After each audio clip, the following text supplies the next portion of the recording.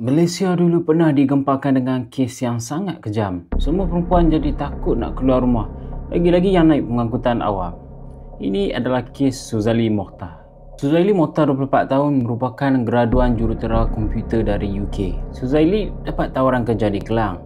7 Oktober tahun 2000 adalah hari pertama Suzaili lapor diri dan juga hari terakhir buat beliau.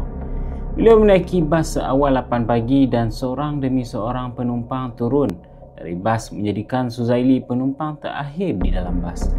Tinggal dia dengan pemandu saja. Bas kemudian melencong dari arah yang sepatutnya dibawa ke kawasan sunyi di Bukit Tinggi.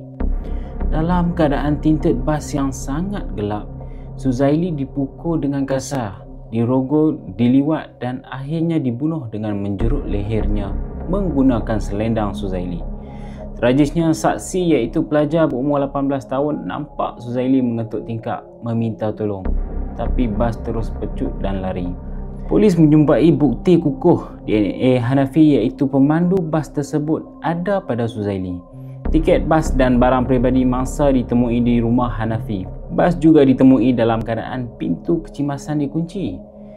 Hanafi dihadapkan ke Mahkamah Tinggi Shah Alam. Pada tahun 2002, dia dijatuhkan hukuman mati atas tuduhan membunuh dan 20 tahun penjara serta sebatan atas tuduhan rogol.